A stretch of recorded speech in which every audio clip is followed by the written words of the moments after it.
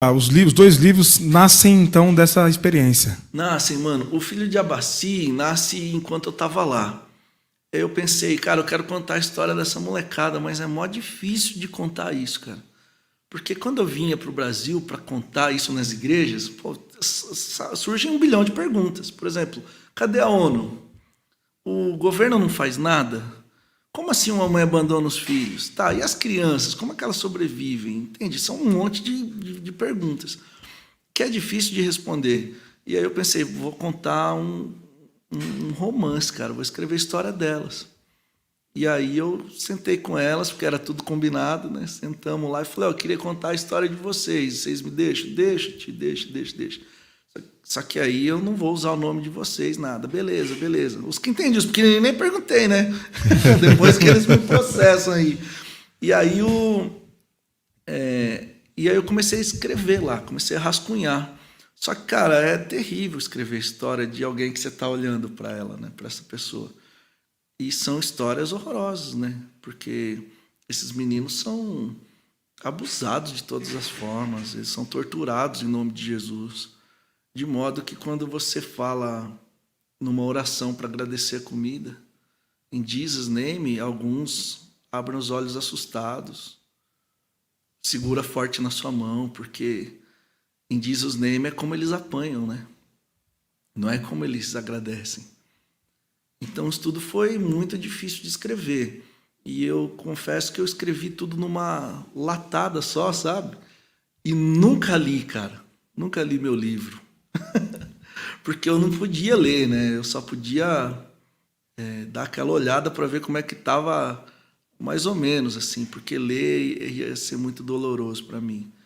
Né? E aí eu troco os nomes, invento as personagens, mas vou contando a historinha deles. Então, assim, como são muitas histórias, eu pego 3 personagens principais e boto tudo quanto é história neles só. Né? E a ideia era que fosse uma denúncia do que tem acontecido na igreja do sul da Nigéria e também fosse a minha parceria com eles de contar a historinha deles, porque tem muita coisa bonita, né? Tem muita vitória, tem muito aprendizado, tem muito perdão, né? E aí foi assim que surgiu o Filho de Abaci. Foi um problema para lançar, porque tem muito palavrão. Porque é como eles me contavam, né? Tio, você não é torturado falando, oi, querido do meu coração, né? Pancada. Então, eles me contavam e eu falei, eu não vou poder pegar leve. Se não é nos crentes, mas vão ter que aguentar esses palavrões aqui, porque na vida é assim, né? E escrevi. E aí, na hora de lançar, as editoras cristãs não queriam porque tinha palavrão, e as outras não queriam porque tinha Jesus. Aí porque, ferrou, né? E aí essa editora, que é a Grafar, de um irmão gente boa, falou, não, Gito, a gente entendeu qual é que é a sua proposta e vamos editar, vamos publicar. E aí rolou, cara, a gente publicou, e aí eu volto para a Nigéria com o livro quase pronto para perguntar para eles se pode mesmo, né? E aí as últimas experiências assim deles falaram, tio, obrigado por você contar a nossa história, por estar nos ajudando nisso, né? Por fazer a gente ser conhecido em outro lugar, porque aqui ninguém conhece a gente, né? Ninguém quer saber de nós. E tem muita coisa bonita, por exemplo, teve um dia que eu estava sentado, depois de trabalhar o dia todo, eu estava sentado, eu, o Marcelo, e nós ficávamos cercados de criança, porque aquela parada que eu estava falando do amor que transforma, né? Cara, e é verdade, a gente chegava lá com o maior desafio com a língua, desafio com a cultura, mas os nossos gestos de amor, de cuidado, de repente estava todo mundo com a gente, né?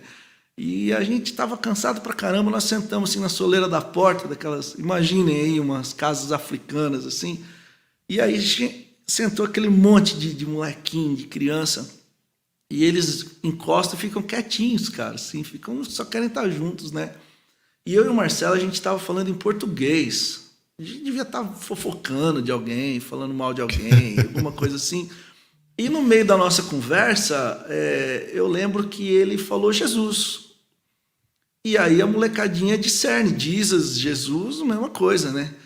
E, cara, como no começo, quando eu cheguei lá, eu notei que eles tinham medo de in Jesus name, eu perguntei para eles como é que nós vamos chamar Jesus aqui para os pequenininhos não ficarem com medo.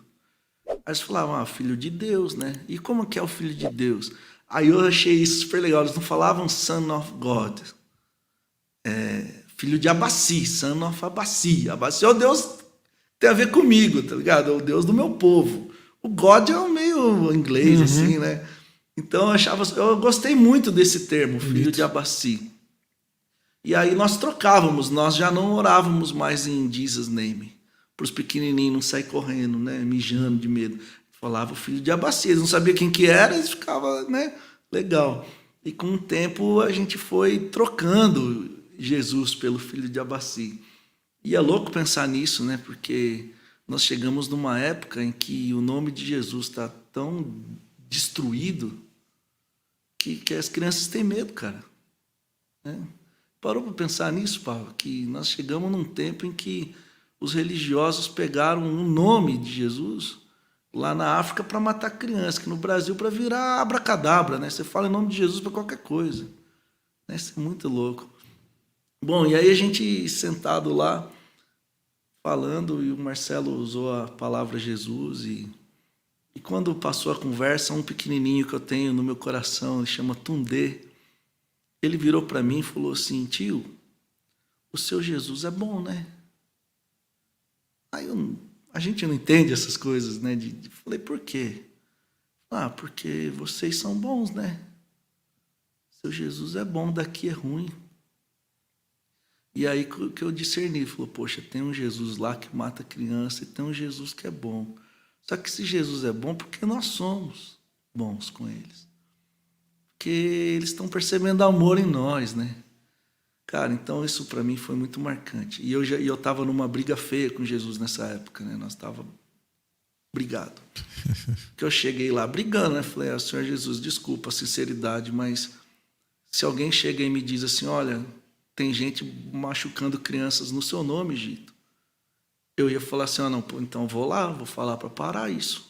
Onde já se viu uma coisa dessa? Aí eu briguei com Jesus, falei, Senhor, não sei se o Senhor está sabendo aí no céu, às vezes está ocupado, mas é no seu nome que as crianças estão sendo torturadas, aí o Senhor não está fazendo nada, vamos ver aí como é que é, né? Passei umas 2 semanas ateu. E, cara, e um dia foi muito legal, porque chegou uma doação, chegava nos containers, né, cara, doação pra galera do orfanato. Eu não sei, que o pessoal que faz doação, eles não entendem nada, né, cara? Roupa velha, coisa furada, e mandaram um inário, mano, em português. Inário. Um inário. Você vai fazer o que com inário, né, mano? Em português ainda.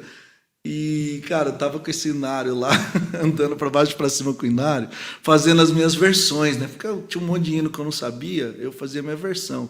Eu confesso que teve versão que ficou melhor a minha do que a dos caras, de 1800 bolinha, né?